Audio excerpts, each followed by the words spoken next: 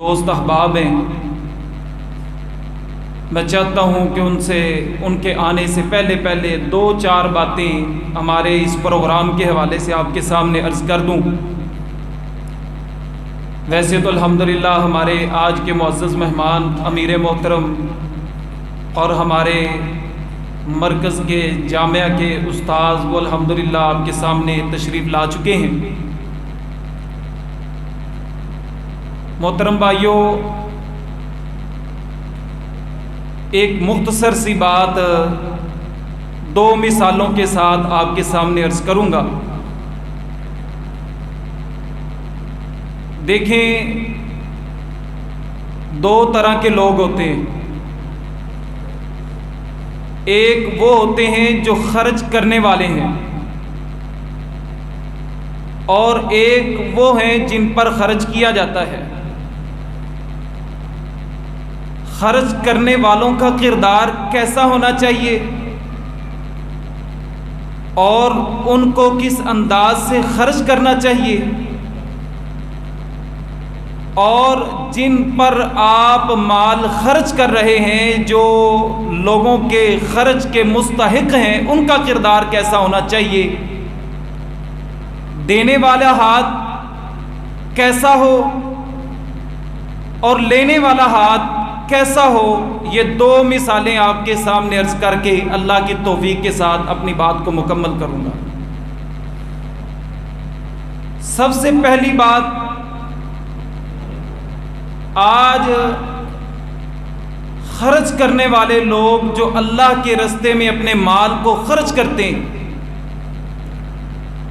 ہم نے سمجھ رکھا ہے کہ یہ خرچ کرنا یہ صرف مالدار لوگوں کی ذمہ داری ہے۔ جن کے پاس پیسہ ہو، جن کے پاس دولت ہے، جن کے پاس مال ہے، جن کے اچھے کاروبار ہیں، وہ خرچ کریں۔ غریب بندے کا تو حق ہی نہیں نا وہ لوگوں پہ خرچ کرے، کیونکہ اس کا تو اپنا ہی نظام نہیں چلتا۔ ہم کہتے ہیں جو خود محتاج ہے، خود تھوڑا غریب ہے، وہ کسی پہ نہ خرچ کرے۔ خرچ تو اس وقت اسلام نے کرنے کا حکم دیا ہے جب تمہارے پاس مال زیادہ مقدار کے اندر وافر موجود ہو، تو پھر تم اللہ کے راستے میں خرچ کرو، ورنہ خرچ کرنے کی ضرورت نہیں۔ یہ نقشہ اسلام کا جو ہمارے ذہنوں کے اندر ہے، یہ بالکل غلط ہے۔ اللہ تعالیٰ نے سورہ حشر کے اندر فرمایا، اللہ فرماتے ہیں وہ لوگ وَيُؤْثِرُونَ عَلَىٰ أَنفُسِهِمْ وَلَوْ كَانَ بِهِمْ خَصَاصَةٌ، جن کے اپنے نفس زیادہ مستحق ہیں۔ بندہ زیادہ حقدار تھا کہ اس کے پاس ملازم ہو، زیادہ حقدار تھا کہ اس کے پاس گاڑی ہو، زیادہ حقدار تھا کہ اس کے پاس بیساکھی ہو جس پہ وہ چلے، لیکن وہ خود اپنی ٹانگوں سے معذور ہے، اس کے پاس کوئی اور چیز بھی موجود نہیں، ایک ہی لاٹھی ہے جس پہ وہ چل رہا ہے۔ لیکن اس نے دیکھا کہ اس کے سامنے ایک بندہ اس سے بھی زیادہ حاجت مند، ضرورت مند ہے، اس نے اپنی لاٹھی ضرورت کے باوجود اس بندے کو دے دی، حالانکہ اس کو خود بھی ضرورت تھی۔ آپ کی نگاہوں میں یہ بندہ جاہل ہے، بے وقوف ہے، لیکن شریعت کی نگاہوں میں یہ سب سے زیادہ ایمان والا، سب سے زیادہ سخی، سب سے زیادہ متقی ہے، کیونکہ اس نے قرآن مجید کی اس آیت پر اور نبی صلی اللہ علیہ وسلم کے صحابہ کی اس سیرت پر عمل کیا ہے، جس سیرت کو اللہ رب العزت نے قرآن مجید کے اندر وَيُؤْثِرُونَ عَلَىٰ أَنفُسِهِمْ وَلَوْ كَانَ بِهِمْ خَصَاصَةٌ کے اندر جو ہے وہ ذکر فرمایا ہے۔ یہاں پر ایک واقعہ آپ کے سامنے عرض کرتا ہوں۔ حیثم بن عدی، یہ نبی پاک صلی اللہ علیہ وسلم کے صحابہ کا ایک واقعہ جو ہے وہ نقل فرماتے ہیں۔ حیثم بن عدی کہتے ہیں یہ بات بڑی سمجھنے والی، بڑی سننے والی بات ہے۔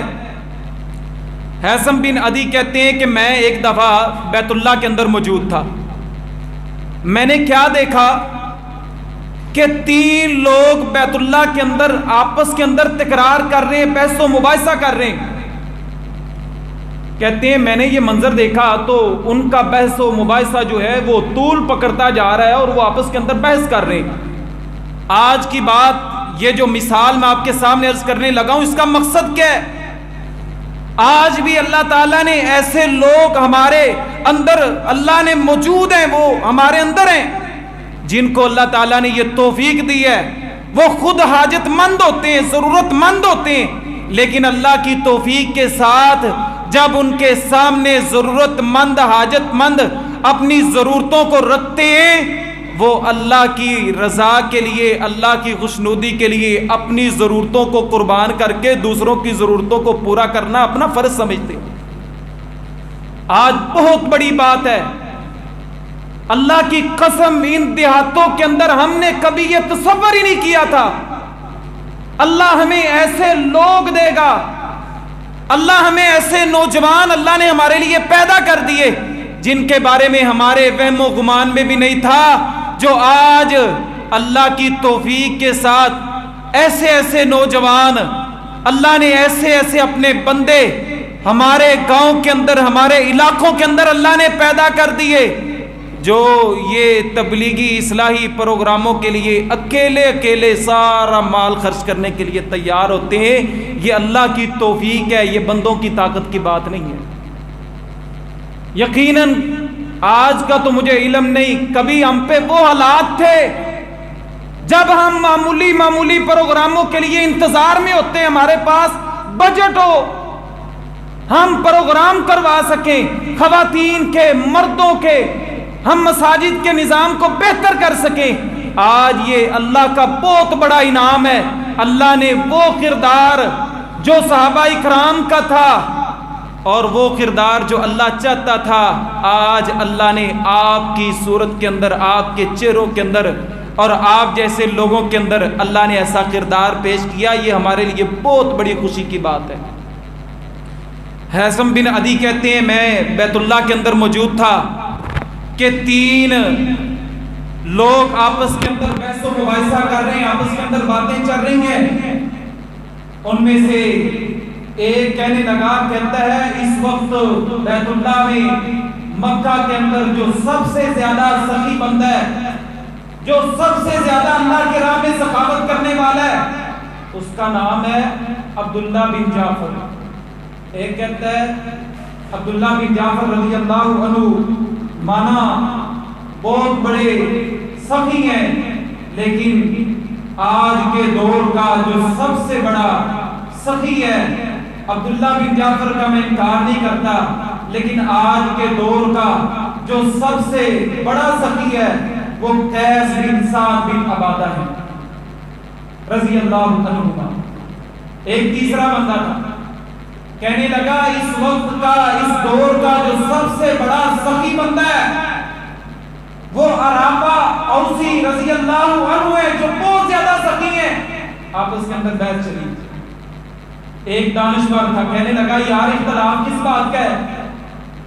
جو جس کو سخی مانتا ہے وہ اس کے دروازے پہ چلا جائے، جا کے اس سے سوال کر لے، اور جو جس کو سخی سمجھتا ہے اس سے سوال کرے، جو وہ دیتا ہے وہ لا کے اپنے اپنے یہاں پر جمع کر دے.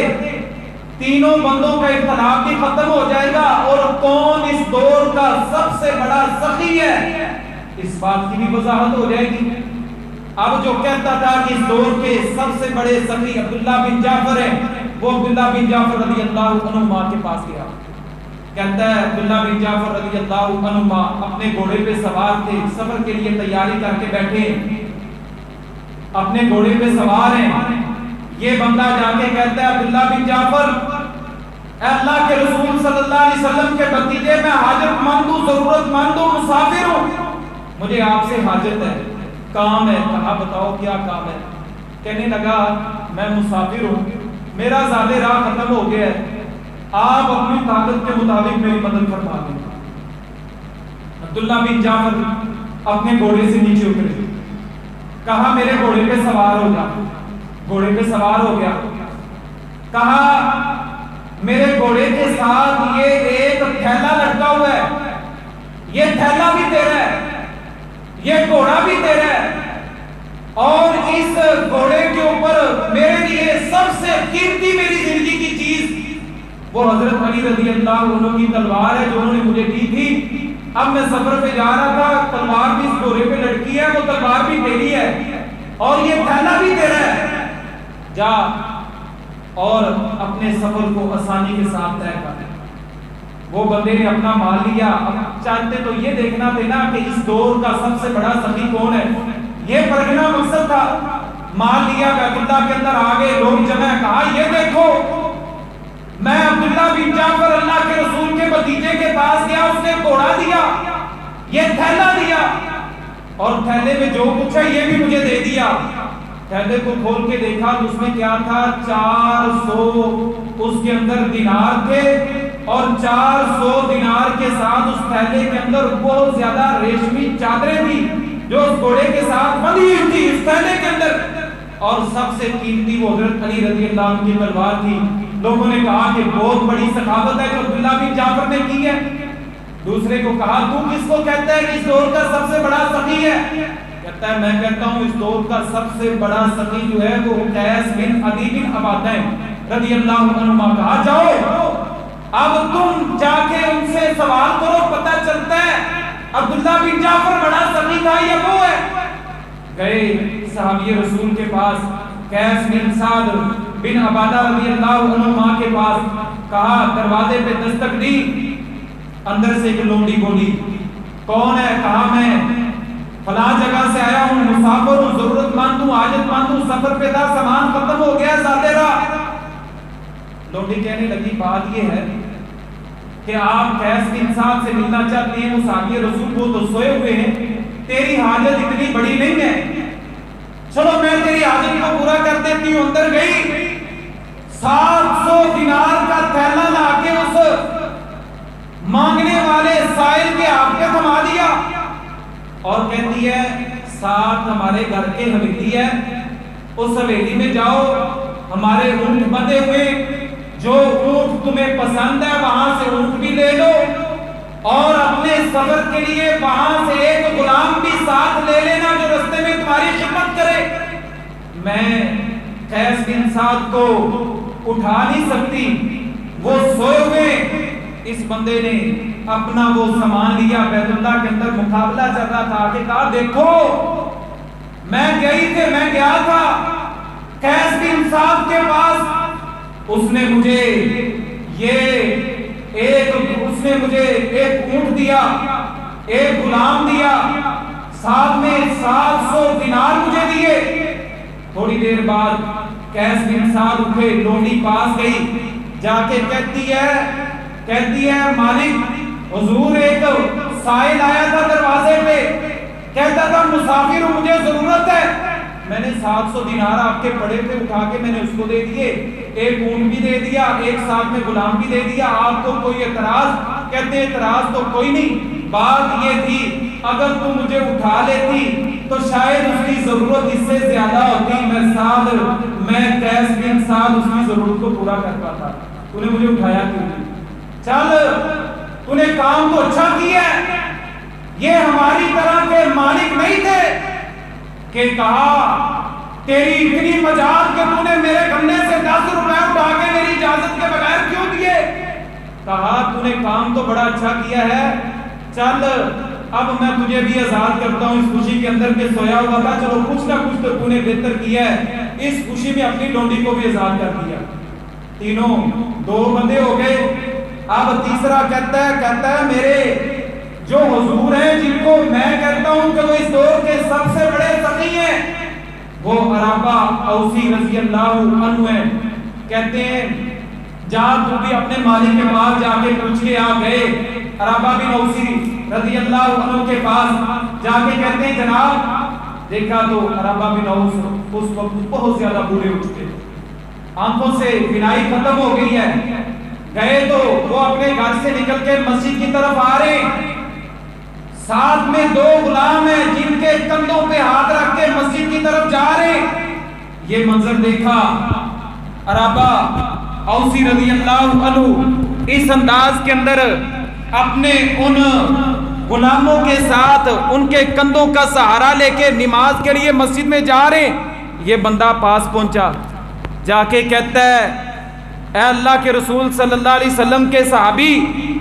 عرابہ اوسی رضی اللہ عنہ، میں حاجت کے لیے ضرورت کے لیے آپ کے ہاں پیش ہوا ہوں۔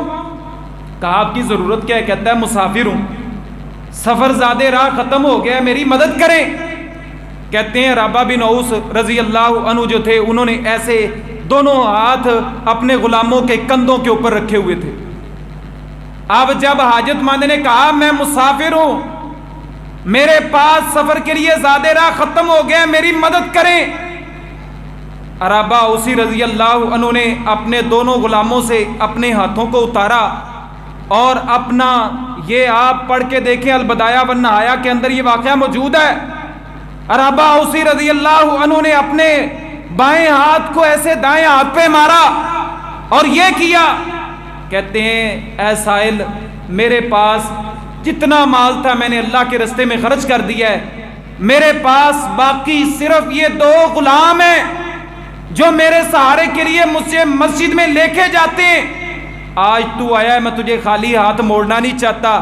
چل میرا کل مال، میری کل جائیداد جو میرے پاس اب باقی ہے، باقی سب میں نے خرچ کر دیا ہے، وہ صرف اور صرف میرے یہ 2 غلام ہیں، لے آج کے بعد میں نے یہ غلام تجھے دے دیے۔ کہنے لگا حضور یہ تو آپ کے پاس غلام ہیں، آپ آنکھوں سے نبینے ہو چکے، آپ چلنے کے قابل نہیں ہیں، آپ کو ان کی ضرورت ہے۔ کہا سن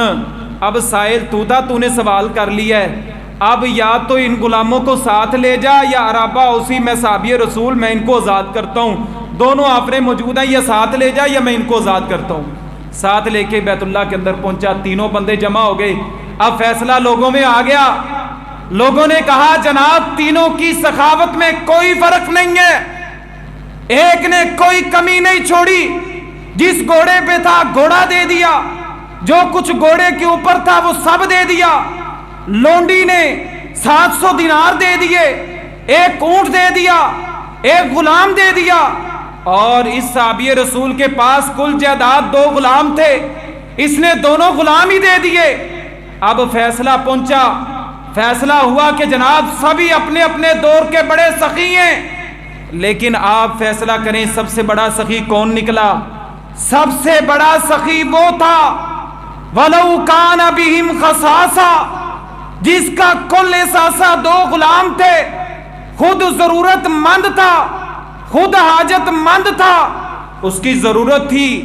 آنکھوں سے نبینا تھا، چلنے کے قابل نہیں تھا، لیکن جب اس نے دیکھا کہ سامنے والا مجھ سے زیادہ ضرورت مند ہے، اس نے اپنی کل جائیداد غلاموں کو اللہ کے راستے میں وقف کر دیا، کہا یہ آج کے بعد تمہارے، اللہ چاہتا ہے ایمان والے ایسے ہوں، وَمَن يُوقَ شُحَّ نَفْسِهِ فَأُولَٰئِكَ هُمُ الْمُفْلِحُونَ، لوگوں وہ بندے جو بخیلی کرنے والے، اپنی جیبوں کے اوپر تالے لگا کے رکھنے والے، اپنی ضرورتوں کو لوگوں کی ضرورتوں پر ترجیح دینے والے، اور خود تو فیڈر اپنے بچوں کو دودھ کا پلا رہے، لوگوں کے بچے پانی کی پیاس سے مر رہے ہوں، یہ گھر کے اندر تکے اور کباب کھا رہے، لوگوں کے بچے مرچ اور نمک کے لیے ترس رہے ہوں، یہ گھر کے اندر اے سی اور گرم ہیٹر لگا کے بیٹھے، لوگوں کے بچے گرم بستروں سے ترس رہے ہوں، یہ کبھی ایمان والوں کی علامت نہیں ہو سکتی۔ اللہ ایسے ایمان والے چاہتا ہے، اللہ وہ لوگ چاہتا ہے، اللہ ہم سے وہ کردار چاہتا ہے، اللہ ایسا ایمان چاہتے ہیں جو ایمان اللہ کے رسول کے صحابہ کا تھا۔ اللہ نے فرمایا فَإِنْ آمَنُوا بِمِثْلِ مَا آمَنْتُمْ بِهِ فَقَدِ اهْتَدَوْا، اصل ہدایت تبھی تمہارے اندر آئے گی جب تمہارے اندر وہ ایمان ہوگا جو صحابہ کا ہے۔ معذرت چاہتا ہوں یہ بات صرف آپ کی اصلاح اور تربیت کے لیے کی کہ آپ آگے سے بھی اسی طرح اللہ کے راستے میں خرچ کریں، یہ دعوت و اصلاح کے یہ پروگرام ان کو جاری رکھیں، اللہ کی توفیق کے ساتھ نہ اللہ آپ کے مالوں میں کمی دے گا نہ اللہ آپ کے رزق میں کمی دے گا۔ تو اب ہمارے مختصر تعارف کے لیے یہ پروگرام کے لیے شیخ صاحب آتے ہیں، اس کے بعد امیر محترم 5 منٹ کے لیے۔ جزاکم اللہ خیر۔